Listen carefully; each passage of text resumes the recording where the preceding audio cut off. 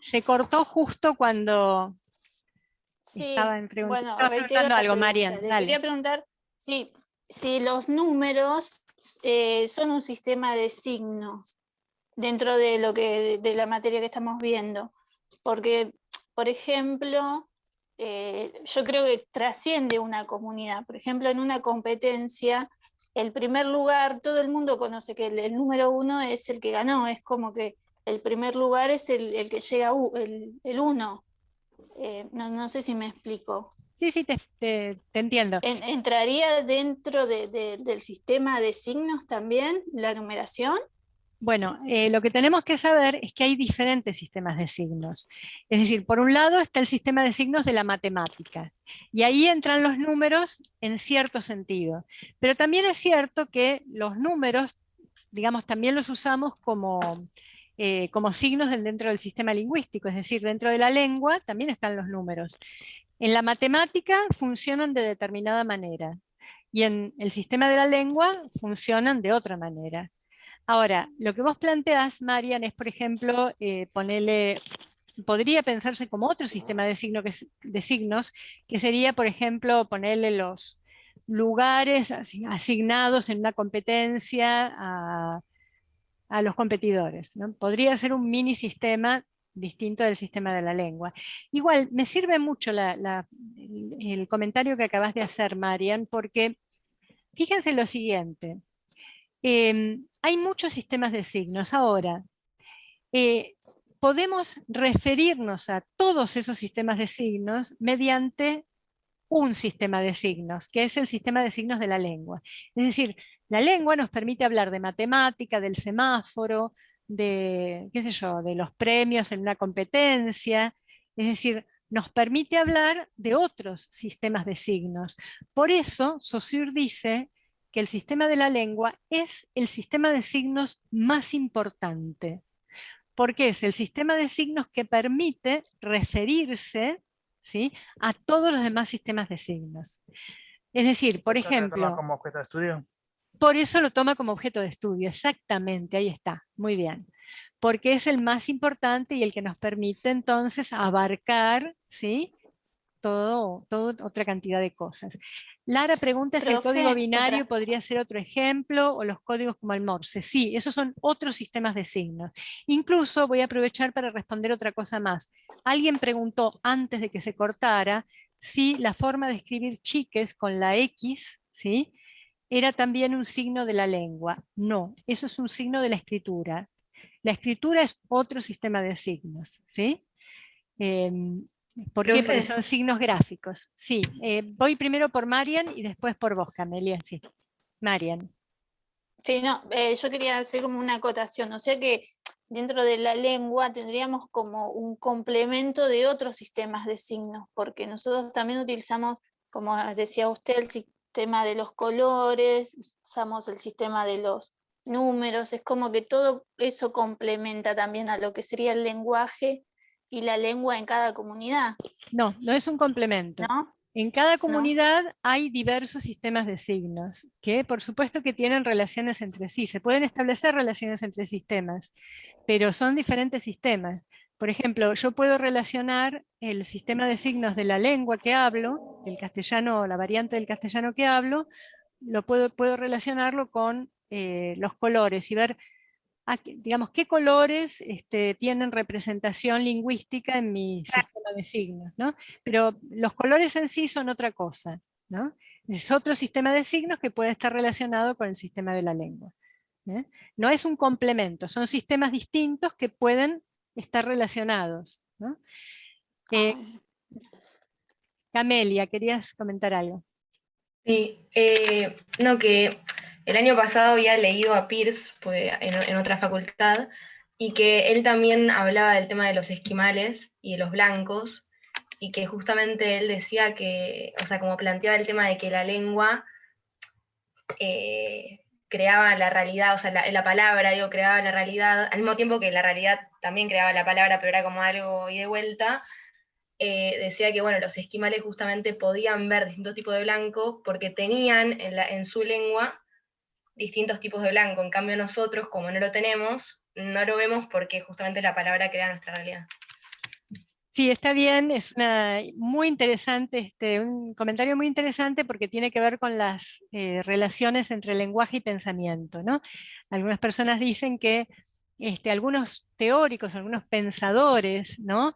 Se fijaron en particular en esa relación entre lenguaje y pensamiento y plantean que el lenguaje también es lo que nos permite conceptualizar, ¿no?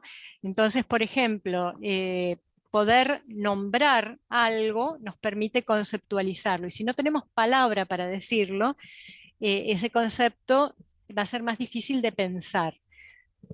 Hay De eso quienes... también... Ay, perdón.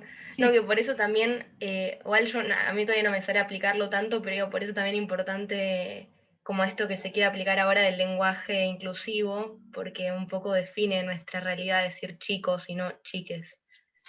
Bien, el lenguaje inclusivo justamente instala en el terreno del lenguaje un tema, digamos, ¿no? Un tema para pensar. Lo que pasa es que hoy por hoy el lenguaje inclusivo es más una cuestión de uso, ¿no? Es decir, tiene más que ver con el habla, ¿no? Saussure lo que haría sería fijarse a ver hasta qué punto interviene en el sistema, ¿no? Es decir, ¿y qué pasa? ¿Y cómo sería? Porque hay algunos casos en que no es fácil de aplicar, ¿no? Que uno tiene dudas. Y dice, bueno, y acá, como digo, aunque quieras aplicarlo, es muy raro. Profe, Sí. ¿puede ser que Saussure dice que para que se instaure, por ejemplo, el lenguaje inclusivo en el sistema tiene que ser por medio de la masa, o sea, de lo colectivo y no desde lo individual? Buenísima pregunta, Leila. Mira, en realidad, Saussure estaba muy lejos de plantearse el problema del lenguaje inclusivo porque no era de su época, ¿no? Le hubiera interesado muchísimo, es decir, lo que seguro no hubiera hecho Saussure es negar el tema, digamos, ¿no? Seguramente lo hubiera incorporado como objeto de estudio, que es lo que, digamos, en general tiene que hacer un lingüista, ¿no? Pero bueno, es muy interesante lo que decís y nos lleva a otra cuestión que tenemos que hablar hoy, que es la idea de mutabilidad y de inmutabilidad. Es decir, Saussure dice... Por lo menos para mí. ¿Cómo? Bueno, Saussure habla de dos conceptos, el concepto de mutabilidad y el de inmutabilidad.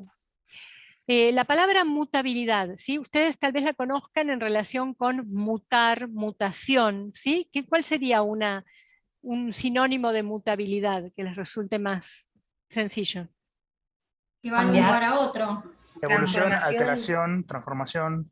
Eso, evolución, alteración, transformación, cambio, ¿no? No en el sentido de mudarse, mudarse también es un cambio, pero sí en el sentido de mutar, es decir, cambiar, ¿sí? Es decir, la mutabilidad es la posibilidad del cambio, ¿sí? Que haya cambio. En cambio, la inmutabilidad es justo lo contrario, ¿no? No cambia, está fijo, ¿no? Cuando Saussure habla de estas dos propiedades, ¿sí? La mutabilidad y la inmutabilidad, puede parecer un poco extraño, ¿no? Porque uno dice, bueno, pero ¿en qué quedamos? ¿El sistema es mutable o es inmutable? ¿No? Eh, y ahí, bueno, hay un problema. Todos sabemos que las lenguas cambian, ¿verdad? Sabemos que las lenguas van cambiando, porque no hablamos igual que como se hablaba, qué sé yo, no sé, hace 100 años, ¿no? No hablamos igual, cambian. Por lo tanto, sabemos que también van a seguir cambiando. Al mismo tiempo, hay algo que permanece en el sistema, ¿no? Que nos permite reconocer una lengua, hasta que cambia tanto que, bueno, por ahí puede, digamos, transformarse en otra lengua, pero en principio hay una continuidad. Para entender un poco el tema, yo me voy a referir hay una paradoja muy interesante que es la del barco de Teseo. No sé si escucharon hablar de eso. Sí, la estudiamos en la secundaria, Ah, bueno. pero para hacerlo fácil, si vos tenés un barco y cada año reemplazás una tabla hasta el punto en el que todas las tablas originales fueron reemplazadas por tablas nuevas, y después, con las tablas viejas que las guardaste, armás de vuelta el barco, y tenés todas las para armar el barco de vuelta. ¿Cuál es el barco de Teseo? Claro, tiene varias formulaciones, ¿no? Pero la idea es más o menos esa. Una formulación es: Teseo viaja un viaje muy largo en un barco que está muy viejo, entonces van cambiando partes que se van deteriorando. Al final no queda ni una sola parte original. Entonces la pregunta ¿es el mismo barco o es otro barco? ¿No? Bueno, fíjense que para ese, digamos, eso tiene que ver con algo que Saussure trata cuando habla de la identidad en el tiempo o la identidad en un momento dado, ¿no? Entonces, ¿qué pasa? Saussure toma dos nociones: la noción de sincronía y la noción de diacronía. ¿Mm? A ver si les puedo compartir pantalla para mostrarles, tal vez mostrarlo escrito puede ayudar.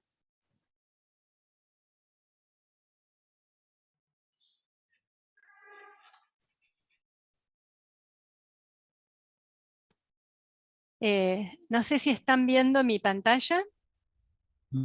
Sí. A mí me sale un Sí. cartel horrible. Y a mí también. Y hay un cartel negro en el medio. Ahora, Ahora no. Está. bueno. Bueno, lo que quería mostrarles es esta idea de diacronía y sincronía, ¿sí? La diacronía, digamos, refiere al sistema a lo largo del tiempo, es decir, considerando el factor tiempo. Y en cambio la sincronía, digamos, aborda el sistema en un momento dado, ¿sí? En un momento fijo, ¿sí? Entonces, habría dos maneras de considerar a la lengua. Una sería considerarla a través del tiempo y la otra considerarla en un momento dado. ¿Mm? Voy a dejar de compartir porque la verdad que me aparecen cartelones de, bueno, en fin. Em, entonces tenemos, por un lado, la diacronía, que sería estudiar una lengua a lo largo del tiempo, como por ejemplo estudiar cómo fue cambiando el castellano en el Río de la Plata desde, qué sé yo, desde hace un siglo a esta parte, desde comienzos del siglo XX a comienzos del siglo XXI. Eso sería un estudio diacrónico. Se aplica a la lingüística, pero también a otras ciencias, a otras disciplinas. El otro punto de vista sería el punto de vista sincrónico. ¿Cómo sería? Bueno, estudiar cuál es la situación actual del castellano en el Río de la Plata. Es decir, cómo es nuestro sistema lingüístico ahora. Hacer como un corte, ¿no? Entonces, Saussure también hace algunas metáforas para explicar eso. Él dice, bueno, por ejemplo, si hay una partida de ajedrez, ¿no? Podemos estudiarla desde el punto de vista diacrónico y ver cómo esa partida de ajedrez, qué pasa antes, qué pasa después, cómo se llegó hasta un momento dado, o podemos ver cómo está el tablero en un momento dado y analizar eso, ¿no? Claro, Hacer y un dice corte. que o sea, no hay ninguna ventaja entre el que estuvo jugando todo el tiempo, entre el que sabe todas las jugadas que hizo, y el que viene recién y ve la partida así como está, ¿no? Como que... Son dos miradas que son posibles, como con el barco de Teseo, ¿no? Si alguien estuvo en el barco todo ese tiempo y vio cómo se fue transformando, tiene una mirada sobre el barco. Pero si alguien lo ve en un momento dado, cuando ya llegó al puerto y ya está ahí, bueno, ahí tiene una mirada sincrónica de un momento dado, ¿no? Saussure, para, digamos, el estudio que él plantea del sistema, lo plantea como un corte en el tiempo, un estudio sincrónico, ¿no? Él propone hacer lingüística sincrónica, pero admite que también se puede hacer lingüística diacrónica. Son dos tipos de estudio diferentes. Ahora, ¿qué pasa con el cambio lingüístico? Y acá me estoy acercando a lo que vos preguntabas o decías antes, Leila. Claro, el cambio se puede apreciar en cuál de las dos miradas, en la sincrónica o en la diacrónica. Diacrónica. Exacto, en la diacrónica. Porque en la sincrónica vemos, es como una foto, vemos cómo están las cosas en este momento. No vemos ni cómo estaba antes ni cómo está después, ¿no? Claro, por decir que el Entonces, sistema ahora usás ellos, ellas y ellas, y no te dice nada, o sea, pero si ves que por mucho tiempo usó ellos y ellas, y en un momento se agregó el ellas, ahí sí te das cuenta que hubo un cambio en el sistema. exactamente. Es decir, que, digamos, si nosotros tomamos el sistema desde un punto de vista sincrónico, en un momento dado, vamos a ver que en ese momento dado no podemos ver mutabilidad del sistema. El sistema está fijo, es inmutable. Pero si interviene el tiempo, ¿sí? Si interviene la mirada diacrónica, entonces vamos a ver que el sistema sí es mutable, cambia, ¿sí? Se va a producir el cambio lingüístico. ¿eh? Pero no alcanza con el tiempo. Se necesita otra cosa más, que es lo que vos decías antes, Leila, que es.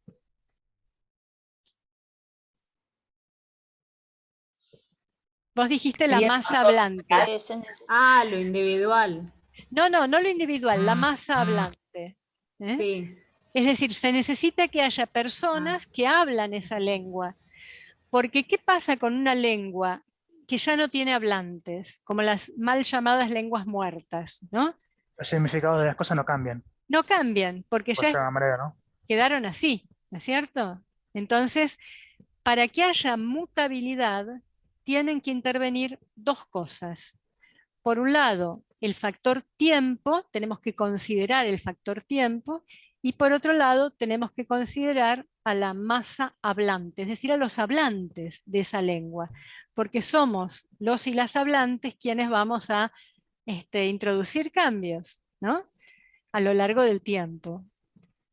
Por ejemplo, a través de las intervenciones con el lenguaje inclusivo, ¿no? Que al principio era muy poca gente la que lo usaba, hoy en día hay un poco más, ¿no? De gente que lo usa, pero entonces eso es lo que hace que vaya cambiando una lengua. Profe, Sí. sería como que hay factores externos a lo que es la lengua que intervienen para que ella pueda ir evolucionando y cambiando, porque si los cambios sociales fueron lo que llevaron a que se agregara el chiques para hacer una inclusión de un grupo de personas, y eso es lo que va generando que el lenguaje vaya cambiando, vaya introduciendo otros términos, otros conceptos, y a medida que va a pasar el tiempo eso después va a quedar instaurado. Ahora es como recién se está insertando, pero intervinieron factores externos a lo que es la lengua, ¿no? Claro, si en el cambio lingüístico intervienen factores externos y algunos factores también internos del sistema, ¿no?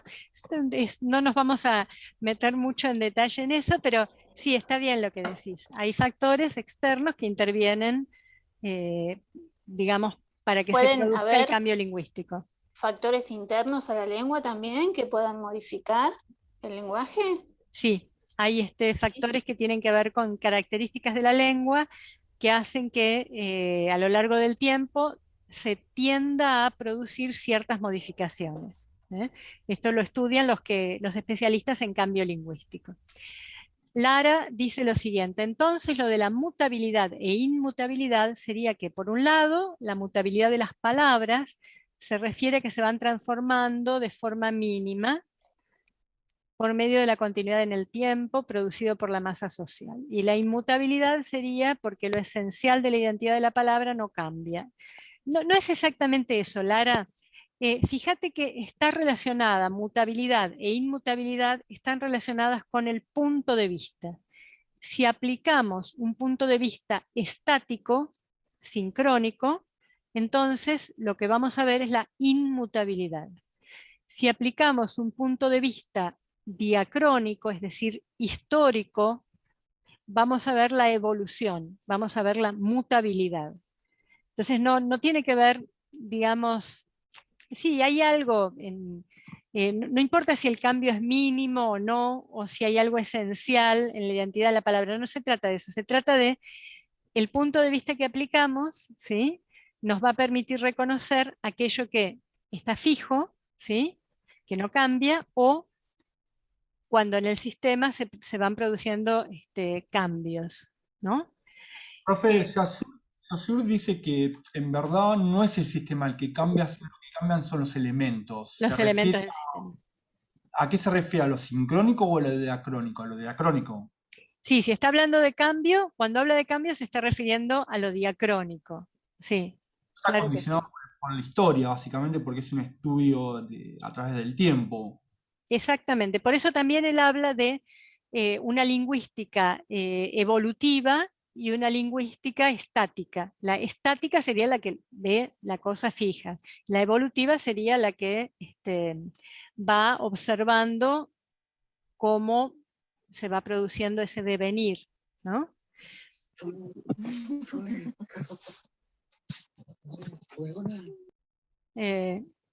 No sé, ¿alguien quería preguntar algo o fue un audio que se disparó por ahí? Bien, entonces, estas son las nociones que nos faltaba incorporar, ¿no? Por un lado, la noción de diacronía y sincronía, ¿sí? La noción de mutabilidad e inmutabilidad, ¿sí? Que está relacionada con esta otra, y la noción de valor, ¿sí? Que explicamos antes. Yo sé que la noción de valor es un poco compleja, ¿no? Pero tengan en cuenta que el valor del signo es de naturaleza relacional, como dijimos, ¿no es cierto? Es decir, que cada signo, el valor de cada signo surge de la relación de ese signo con los demás. Lo pueden pensar también como, por ejemplo, una pieza de un rompecabezas, ¿no? El lugar que ocupa esa pieza en el rompecabezas tiene sentido o está determinada por la presencia de las demás piezas. Si hubiera una pieza sola, sin otras piezas, entonces no habría rompecabezas, no habría sistema y no habría valor, ¿no?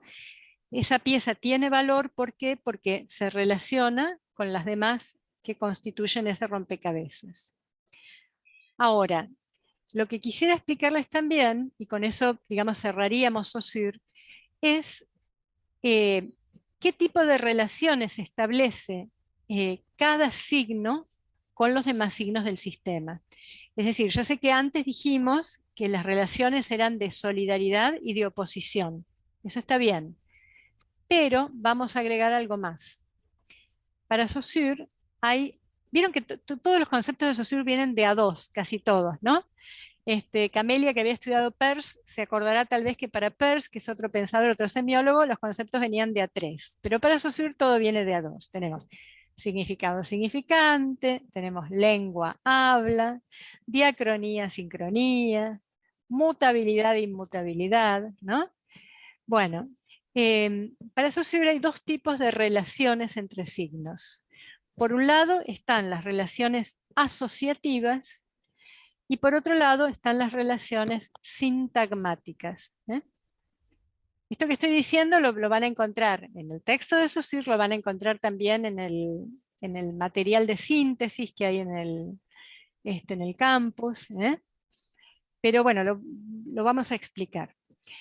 Cuando él habla de relaciones asociativas, se refiere a lo siguiente. Por ejemplo, a ver, le vamos a pedir a Eugenia, ¿sí? Que vamos a tomar la palabra barco, ¿sí? ¿Con qué palabra la podés relacionar? Mar. Mar. Bien, perfecto. Eugenia relacionó con mar. Y Alejandro, ¿con cuál la relacionás? La palabra barco. Relacionaría con vehículo. Vehículo, bien. A ver, ¿quién más? Leila, ¿con cuál? Agua. Agua, bien. Vanina. Bueno, Vanina, tal vez no. Océano. Océano, bien, genial, Vanina. Bien, si yo les preguntara lo siguiente, a ver si se dan cuenta, la relación que establecieron hasta ahora de barco con agua, océano, mar, vehículo, todo esto, ¿no? Todo lo que se dijo hasta ahora, ¿no?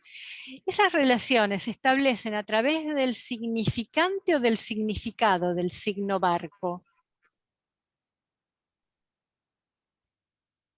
Del Significado. significado. Del significado, exactamente. Quienes relacionaron la palabra barco, la relacionaron a partir del significado. Si yo intento relacionarla a través del significante, ¿se les ocurre cómo la podrían relacionar? ¿Con qué palabra?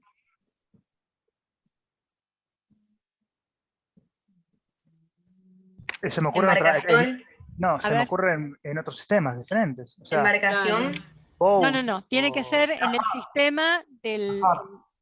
Embarcación.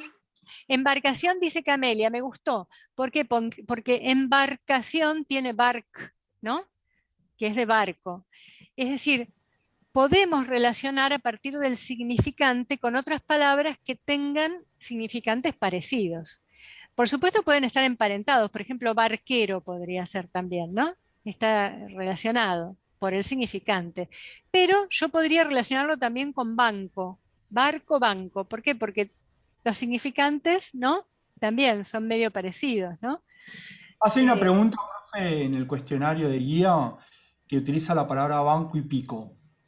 Ajá. En el caso de los, bueno, capaz que me estoy adelantando a su explicación, ¿no? Pero en los sintagmas, no sé cómo, sintagmáticas, las relaciones sintagmáticas, yo puedo tomar el significado barco, como usted acaba de explicar, como embarcación y darle a la oración la palabra que yo quiero como embarcación, o solamente la tengo que tomar como barco.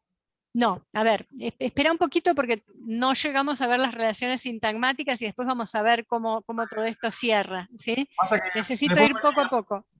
me olvido. No te preocupes porque voy a retomar eso. Perdón, profe, sí. la fonética puede ser el significante. Claro, sí. El significante está hecho de los fonemas, ¿sí? Por lo tanto, sí, es el plano fonético, el plano del significante, ¿sí? Bien. Los fonemas son las representaciones del sonido, ¿no? Entonces, la bueno, población de fonemas es lo que le da el carácter lineal. exactamente. El encadenamiento de los fonemas es lo que le da digamos, el carácter lineal. Entonces, a ver, vamos a recuperar lo que estábamos viendo. Las relaciones asociativas son aquellas relaciones que nos permiten vincular una palabra con otras, es decir, un signo, para ser más técnicos, con otros signos, y esas relaciones se pueden dar o por el significado o por el significante, ¿no? Es decir, o bien por el concepto, porque el concepto nos lleva a otro concepto que para nosotros se relaciona, ¿no? Con el primer concepto, o bien por la parte fonética, es decir, cómo suena, ¿no? La palabra, y por eso la relacionamos con otras palabras. Por ejemplo, en la rima, ¿no? Cuando hay rima, en un verso, por ejemplo, una canción, cuando hay rima, la relación entre esas palabras que riman es una relación que se da a través del Significante. significante, exactamente, ahí está. Entonces, O sea, una pregunta, profe. sí, ¿El significado está relacionado más con el sufijo y el radical? no, no tiene No, nada que ver con eso. o eso no tiene nada que ver. Porque hay una parte que habla sobre el sufijo, el radical, lo de semejante, y no sé cómo Sí, relacionarlo con... a ver, en general, como no estamos hilando muy fino, estamos viendo a Saussure, que es para verlo durante todo no sé, una materia, pero lo estamos viendo en 2 clases. Entonces vamos a ver lo esencial de Saussure, no nos vamos a quedar mucho ahí porque tenemos otras cosas para estudiar. Hasta ahora estamos pensando que el signo es una palabra, pero en realidad no es lo mismo el signo que una palabra. Porque vos que hablaste de sufijos, prefijos, qué sé yo, bueno, en realidad, por ejemplo, si vos tenés barquito, ¿no? Ahí vos tendrías 2 unidades de significado. Podrías decir que hay 2 signos. Uno que es bark, ¿sí? Barco, ¿no? Esa raíz de barco. Y por otra parte, la idea de pequeñito, que está dada por, digamos, por la terminación, ¿sí? Es decir, que en realidad ahí habría 2 signos, ¿no? Por ejemplo. Pero para simplificar, estamos tomando la idea de que un signo es una palabra, lo estamos equiparando a una palabra. En la teoría de Saussure no es exactamente así. Por ejemplo, si vos tenés prefijos o sufijos, como serían unidades que tienen significado y significante, los podemos considerar signos. Hay algunos signos que son lexemas, es decir, que aportan la parte léxica, la raíz de las palabras, y otros signos que se llaman morfemas, que pueden ser los que, por ejemplo, agregan, qué sé yo, algunas características, ¿no? Plural, por ejemplo, ¿no? O género, bueno, otras características. Pero no iba a eso, a lo que iba es al hecho de que a partir de un signo podemos establecer muchas relaciones asociativas con otros signos. ¿Cuántas les parece que podemos establecer? ¿Hay un número determinado? Infinitas. Infinitas, no, son innumerables, no podemos dar un número de relaciones asociativas. Es como cuando le decimos a alguien que asocie libremente, puede asociar con cualquier cosa, ¿sí? Y bueno, es válido, es decir, son relaciones asociativas. Por supuesto que hay algunas relaciones asociativas que están como más, ¿cómo les diría? Como socialmente más predeterminadas, ¿no? Es como ¿vieron cuando buscan algo en Google? Y por ejemplo, si ustedes buscan, no sé, una palabra y después les aparece lo que va a venir después, bueno, que es una predictibilidad en función de aquello que en la comunidad discursiva de la que formamos parte, con mucha frecuencia va, digamos, allí, ¿no es cierto?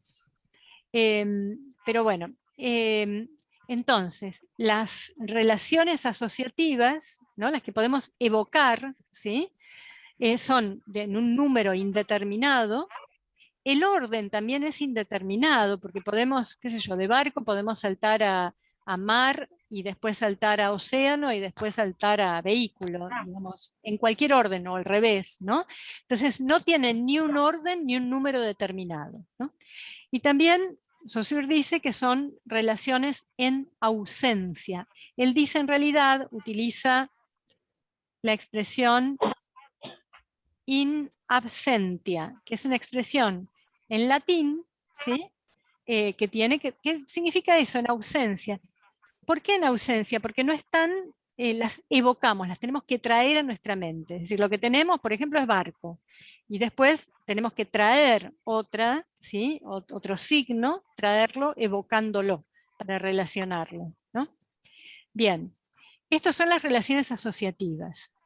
Ahora, el otro tipo de relaciones entre signos son las relaciones sintagmáticas, ¿sí? Las relaciones sintagmáticas son las que se dan en un sintagma. ¿Qué es un sintagma? Bueno, un sintagma es un encadenamiento de signos. Es decir, con que haya dos signos juntos ya tenemos un sintagma. Pero, ¿qué significa dos signos juntos? Dos signos encadenados. Por ejemplo, si decimos barco, tenemos un solo signo, pero si decimos el barco, ya tenemos un sintagma, ¿no? Y si decimos el barco de Teseo, también tenemos un sintagma un poquito más largo. Y si decimos la paradoja del barco de Teseo, tenemos también un sintagma. Y si decimos, yo estudié la paradoja del barco de Teseo en la secundaria, también tenemos un sintagma. Fíjense que los sintagmas son encadenamientos que pueden ir desde dos signos encadenados hasta lo que quieran, ¿no? Pero cuando ya tenemos el sintagma, por ejemplo, decimos, bueno, estoy pensando en un sintagma. El sintagma es el barco de Teseo. Cuando ya tenemos el sintagma, el número está determinado. En el sintagma ya tenemos un número determinado, ¿sí? Puede ser diverso, pero ya cuando pensamos en un sintagma, ya hay un número de signos en ese sintagma. Yo digo, el barco, tengo un sintagma, tiene dos signos, ¿sí? ¿Y las relaciones sintomáticas serían el orden dentro de ese sintagma? Exactamente. El sintagma tiene un orden también determinado. Yo no puedo decir en castellano barco él, ¿no? El sistema me marca que tengo que decir el barco y no barco él. Entonces, las relaciones sintagmáticas son las relaciones que se dan en los sintagmas en la lengua, en el sistema de la lengua. La relación que establece un signo con otros signos dentro de un sintagma. Por lo tanto, en el sintagma tengo un número de signos determinado, tengo un orden determinado, y además, dice Saussure, esas relaciones se dan en presencia. ¿Por qué? Porque los signos en el sintagma están presentes, están ahí. Es decir, los tengo al mismo tiempo en el sintagma.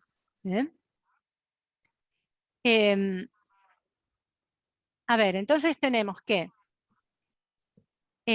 por un lado, tenemos las relaciones asociativas, ¿sí? Y por otro lado, las relaciones sintagmáticas, ¿sí? Ahora vamos a ver qué pasa cuando hablamos, ¿sí? Cuando Profe, hablamos... sí. disculpe, no terminé de entender por qué es en ausencia en las relaciones asociativas. ¿Qué es lo que está ausente? Vos tomas un signo, ¿sí? Por ejemplo, barco, y los demás signos relacionados con barco no están presentes. Recién cuando, por ejemplo, Eugenia propone una relación con otro signo, ella lo tiene que evocar, lo trae, y ahí sí pasa a estar presente, pero antes estaba ausente.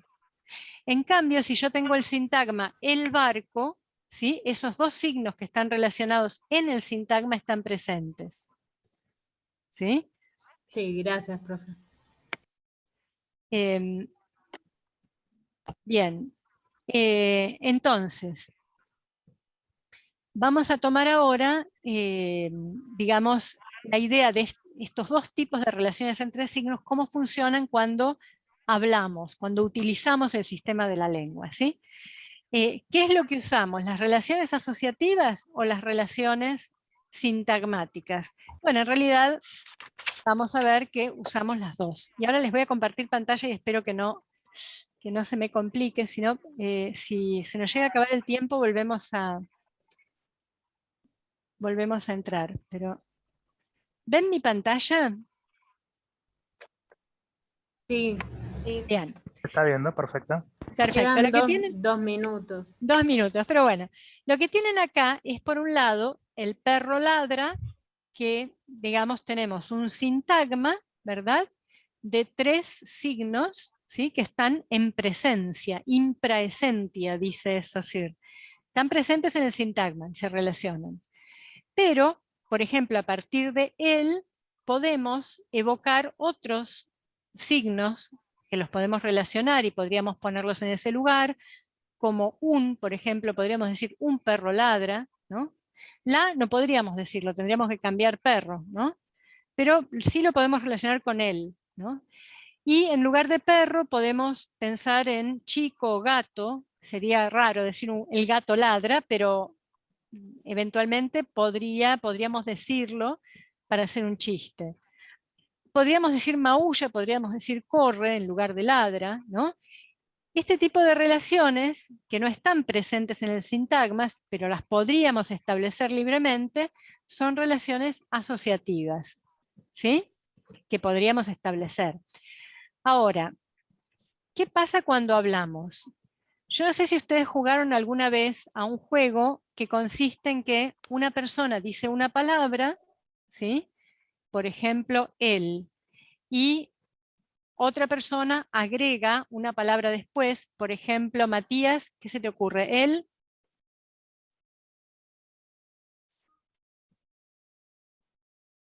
No se te Activa el escucha. sonido.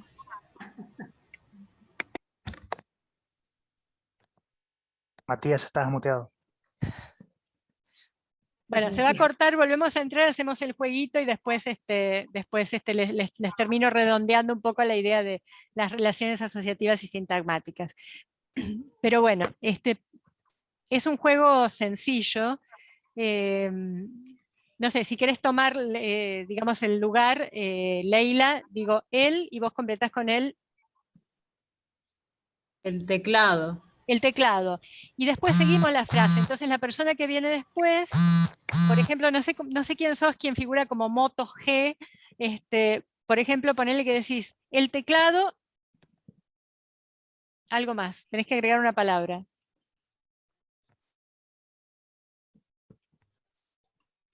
Soy yo.